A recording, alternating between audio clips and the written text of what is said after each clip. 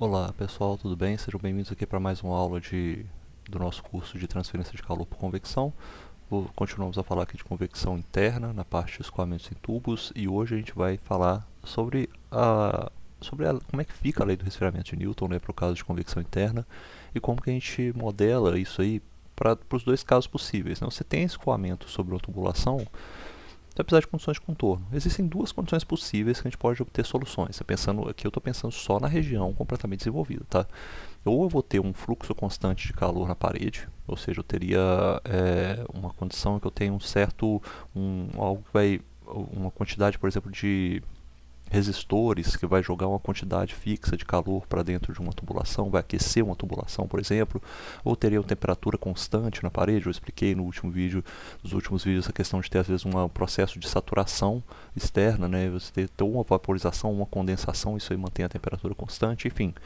Nessas duas condições eu posso, a gente pode trabalhar. E, bom, para essas condições, vamos começar com a primeira de todas. Não, antes de começar com ela, né, deixa eu passar aqui para vocês, ó, porque a gente tem também a definição da lei do resfriamento de Newton, né? A gente sabe, e a gente definiu a lei do resfriamento de Newton dessa forma aqui quando a gente estava estudando. Opa, cadê o meu caneta aqui? Sumiu. Deixa eu ver aqui. Opa, aí, voltou.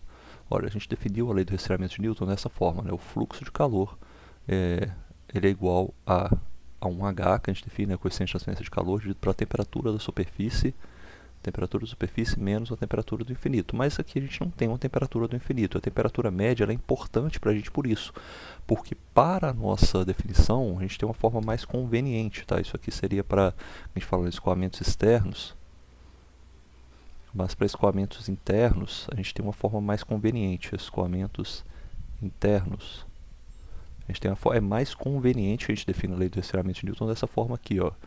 O calor trocado, o fluxo de calor é igual ao H, que a gente vai definir também, né, essa transferência de calor por convecção, o coeficiente disso, vezes a temperatura da superfície menos a temperatura média. Ou seja, a temperatura média é algo melhor para a gente trabalhar com ela do que trabalhar com temperatura infinito, nesse caso.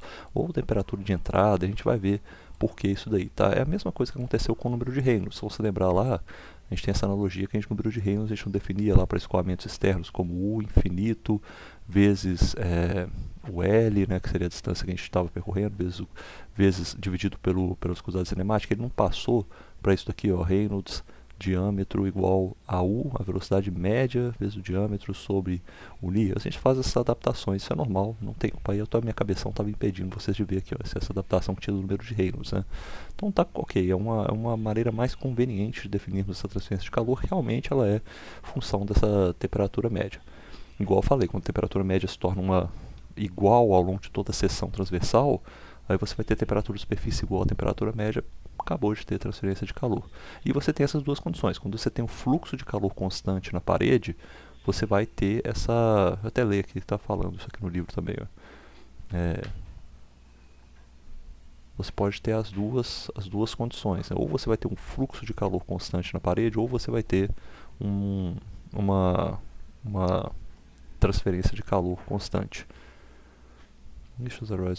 Por exemplo...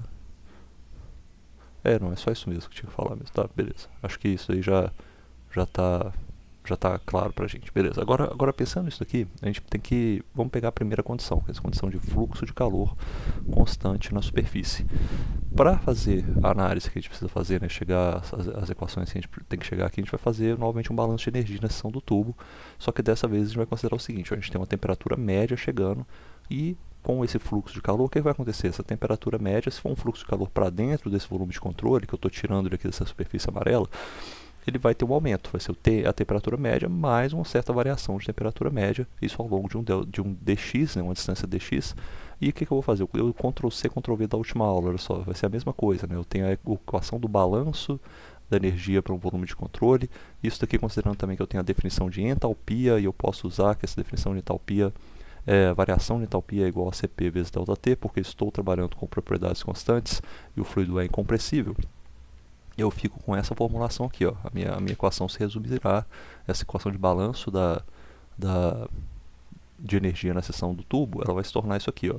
Vai virar um Q ponto é igual a, deixa eu ver, vai ser igual a Q ponto é igual a M ponto CP dTm. Por quê? Porque aqui ó, vai ser a minha saída, a temperatura de saída menos a de entrada. O Tm ele é constante, né? Não vai variar, mas eu tenho essa variação aqui dTm, ou seja, é justamente esse dTm que vai sobrar aí na minha consideração.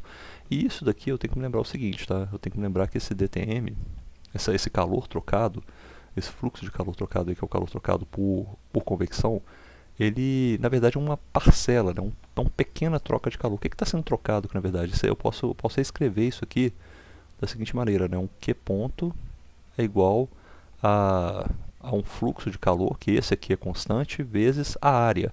E a área que eu tenho aqui é o que? A área externa dessa tubulação. A área dessa tubulação, na verdade, a área interna do tubo, né? Que está ali, a área virada para o fluido, né? Ela é igual a... Ou seja, vai ser QS, o fluxo de calor, multiplicado pelo perímetro, vou escrever só P, tá? Porque perímetro pode ser o π vezes o diâmetro, mas aqui é P vezes o dx, que é essa espessura aí dessa tubulação. Ou seja, eu vou substituir isso aqui na fórmula e vai ficar da seguinte maneira. Ó, eu vou ficar com fluxo de calor, QS, vezes P dx, é igual a mCp dTm. Olha, tá com cara aí que alguma coisa vai juntar, né? Esse dt, essa derivada aí, esse diferencial de Tm com esse diferencial de dx, tá com cara que a gente consegue separar eles aí. Vamos realmente fazer isso. Vai virar uma equaçãozinha para dTm sobre dtx, ou seja, dTm sobre dx, ou seja, a variação da minha temperatura média ao longo de x, a gente já falou isso na última aula, a temperatura média varia ao longo de x, a variação da temperatura média ao longo de x era igual ao fluxo de calor, que é uma constante, multiplicado pelo perímetro, vezes, dividido, né? Agora dividido pela vazão mássica, vezes Cp. Olha aí como é que ficou a nossa fórmula. E a gente pode reescrever isso daqui, porque a gente sabe o quê? Que esse fluxo de calor, a gente já definiu, né, na lei do resfriamento de Newton, né, que esse fluxo de calor ele é igual a um coeficiente convectivo. Agora o H aqui não é mais entalpia, tá? O H da entalpia lá da parte da fórmula de balanço de energia, não. É o H vezes a temperatura de superfície menos a temperatura média, certo? Ou seja, eu posso substituir essa fórmula, vai ficar assim, ó. Vai ficar igual a fluxo de calor, que é S, vezes o perímetro. Não, fluxo de calor some, né? Na verdade, ele vai subir dali, vai ficar só o perímetro dividido por m.cp vezes TS menos TM, beleza? Isso aqui, e tem um H também, né? Tô esquecendo do H, vou botar o H aqui em cima, P vezes H, tá? O H aqui, ó, H, aí fica isso daí. O perímetro vezes esse coeficiente convectivo dividido pela vazão máxima vezes Cp e a diferença de temperaturas. Isso daqui é o que a gente chama de ΔT, tá? A gente já costuma falar, ó, esse é o ΔT do tubo, é a temperatura de superfície dividido pela temperatura média. Então, vou botar aqui assim, aí, pronto. Bom, o que acontece agora, né? A gente vai tentar aplicar a condição de você ter um fluxo constante. Se você tiver um fluxo constante, o que acontece para você resolver essa equação aí? Se o seu fluxo de calor, esse fluxo de calor aqui, ó, deixa eu pegar, olha, se esse fluxo de calor ele é constante, o que vai acontecer? Você pode resolver essa fórmula já nessa segunda forma dela aqui, ó, já pode sair resolvendo ela. Porque vai virar, você resolver, você isola, você separa as variáveis, né, dTm de um lado, dx do outro, integra, vai dar o quê? Tm com relação a x é igual a uma temperatura média de entrada, que vai ser, ou seja, você sabe que em x igual a zero a gente vai ter a temperatura média na entrada, que é justamente esse valor que está aqui, ó, a temperatura que entra na tubulação, tá? A temperatura que vem antes dela entrar na tubulação tem uma temperatura média, às vezes está uniforme ao longo de um certo tanque, por exemplo, é aquela temperatura que você tem, mais esses termos aqui são todos constantes, né? Q, S, o fluxo de calor, vezes o perímetro, dividido por m.cp vezes x, ou seja, essa fórmula aqui, ó, é a fórmula que a gente tem da temperatura média ao longo de x. Você vê que é uma temperatura inicial mais um fluxo de calor ali, vezes o perímetro, dividido pela vazão máxima Cp, vezes x. Ou seja, vai variando linearmente com x. A temperatura varia linearmente com x. Isso é interessante, né? Ou seja, tem até um gráfico aqui, cara. Deixa eu ver. É uma variação. Deixa eu ver, isso aqui é o Surface Heat Flux. É isso aqui, ó. Você vai ter uma...